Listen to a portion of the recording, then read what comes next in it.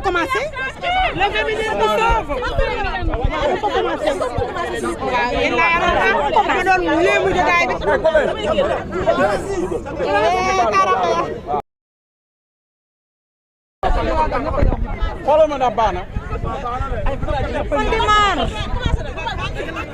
Madame, s'il vous plaît, présentez-vous. Voilà. Moi, c'est Khadiba. Je suis la secrétaire générale de l'association des juristes sénégalaises. Pour lutter contre les féminicides, est-ce que vous pouvez vraiment revenir sur l'ensemble de ces actions que vous avez menées pour venir sur cela et quelles sont les prochaines étapes que vous comptez mener pour lutter contre les violences perpétuelles faites aux femmes? Le constat a été fait que depuis le début de l'année 2025, 7 femmes ont été tuées, dont une fillette. Et donc aujourd'hui, nous sommes là pour d'abord faire le constat, mais dénoncer ces féminicides qui vont à l'encontre des droits des femmes, qui vont à l'encontre du respect des droits des femmes et des enfants. Et donc, aujourd'hui, il est temps de passer à l'action.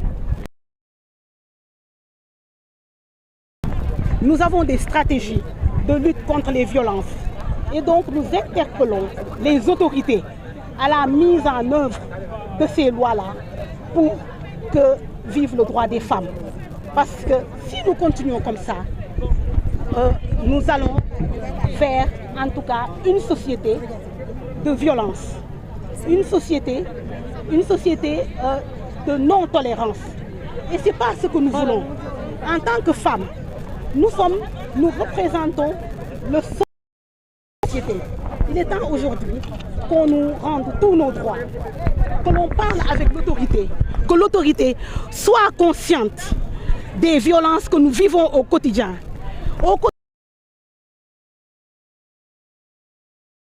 Et donc, il est temps aujourd'hui que ces lois, que ces textes soient appliqués dans toute leur rigueur. Et selon vous, qu'est-ce qui est dû à cette perpétuelle violence faite aux femmes? Parce que c'est pas la première fois que les femmes se réunissent pour lutter contre les violences faites aux femmes. Les écrivains ont écrit, on a fait des débats. Selon vous, qu'est-ce qui est dû à cela et qu'est-ce qu'il faut faire pour freiner exactement cette violence?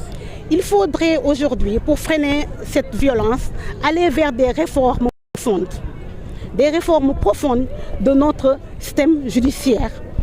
Des réformes qui vont aller vers tous les changements, en tout cas, que nous espérons. Car, comme vous le savez, le Sénégal a ratifié toutes les conventions sur les droits humains, notamment les conventions sur les droits des femmes. Et donc, il est l'heure d'aller, comme je l'ai dit tantôt, d'aller à l'action, d'agir. Et il y a aussi l'impunité qui fait qu'aujourd'hui, ces violences-là perdurent, que ces violences continuent. Et toutes ces lourdeurs judiciaires au niveau des tribunaux qui font que les victimes se lassent pour la plupart d'aller jusqu'au bout de leur procédure. Et donc ce sont des éléments à prendre en considération. Et ça mérite une réflexion profonde, des actions concertées entre l'autorité, la société civile, les associations de femmes pour trouver des mesures correctrices qui pourront empêcher ces violences. Vous en appelez à une tenue de promesse électorale du président de la République? Effectivement, et les promesses qui ont été faites doivent être respectées par l'autorité.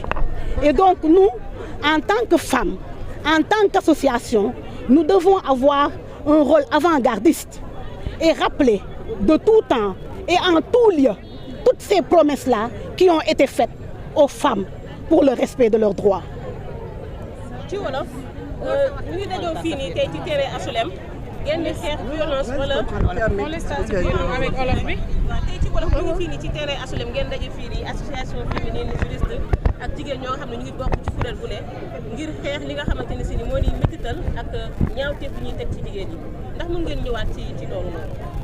dañ fi dajale tey ñun kuréel yi nga xam ne dañuy xeex àq ak yelleefu doomu aadama rawatina àq ak yelleefu jigéen ak xale parce que dañoo nemmeeku ne que depuis année 2025 bu mu commencé ba léegi faat nañ fi ci ay anam yu ñaaw juróom-ñaari jigéen dont benn xale et donc loolu dañ ko mettitlu moo ñu fi tax a teew ak wax ne que loolu violence yooyu métital yooyu ñuy def jigéen ñi dafa war a doy mais aussi interpeller l'autorité pour que mu aller vers des réformes ñu xool naka nañuy def pour liggéey ensemble pour que violence boobu jeex am nañu fi ay textes am nañu fi ay lois jot na ñu jëmmal ko jot na ñu mettre leen en œuvre pour que les femmes yi nga xam ne ak xale yi nga xam ne dañ leen di faat ci sphère publique bi di leen faat ba ci seen biir kër yi pour que loolu mën fi jeex pour que loolu mën fi jóge. loolu mën fi jeex pour yéen lan moo tax loolu di wéy ba tey ndax c'est pas la première fois jigéen ñi di daje di xeex métital yi bindkat yi bind nañ ko def nañ ko ay débat ci télé yeeg ci rajo yi mais ba tey jii dañuy gis ni saa su ne muy gën di yokk ngir yéen lan mooy waral loolu ak lan la ñuy def ba tax mu jeex daal. lan moo waral loolu dañu nemmeeku ne que justice naam peut-être mu ngi def wàllam mais du ñu dem jusqu'au bout il faut que ñuy appliquer loi yi ci nuñ ko waxee ci ni ko texte yi waxee il faut que impunité bi maanaam nga def ñaawteef ñu protéger la ñu làq la il faut que yooyu génn fi il faut que aussi texte ya nga xam ne ñun dañ ko signé au niveau international au niveau régional ñu jëmmal ko ñu mettre ko en œuvre pour que ku nekk xam lan nga war a def pour que ku nekk xam ne que mettital rawatina mettital jigéen mettital xale du lu baax te soo ko defee yoon mën na dal sa kaw il faut que ñu dem ci étape boobu loolu rek moo ko fii mën a génnee en plus de cela il faut aussi ñu am ay naka laa ko waxee ay mécanismes au niveau de la société ñu bàyyi nëppal bi di dem fu ñu gisee ñaawteef fu ñu gisee kuy mettital jigéen ñu mën koo am fi nga xam ne war nañ ko mën a dem boole te suñ fa demee ñu mën a jël cas boobu en charge ci nu mu gën a gaawee balaa bakken di tëdd. bokkoon na ci li mu campagne woon ni dina sàmm ak yelleefu jigéen ñi moom président njiitu réew mi Diomaye Faye ndax dañu koy fàttali kàddu yooyu mu jëf mu sàmm ko wala. dañ ko koy fàttali parce que moom moo ko waxoon moo ko diggoon jigéen ñi donc tey jot na. ña nga toog ñoom di dialogue national mais jot na tey ci seen dialogue national boobu ñuy def ñu fàttali dig ya nga xam ne digoon nañ ko jigéen ñi dem ci ay réforme ay coppite yi nga xam ne dafay coppite yu mag a mag pour mën a pour mën a jëmmal ak yelleefu jigéen ak xale. baal ma dernière question jigéen ñooñu ñu faat am na ci amaana ñoo xam ne bàyyi nañ fi ay doom est-ce que am ngeen benn plan boo xamante ni si nii wala stratégie bu ngeen teg ngir doom yooyu ñi nga xam ne bàyyi nañ ne fii ngir xool nu ngeen leen jàppale yéen. waaw bien sûr parce que njaboot yi suñuy njaboot nañu suñu sañoon benn jigéen duñ ko faat xale yooyu nag dinañ leen dem saytu dinañ leen dem nemmeeku dinañ dem xool ban accompagnement moo gën ci ñoom ñu xool naka nañ leen di gungeewee ci loolu boole ko nag ak seen famille proche parce que tamit ñoom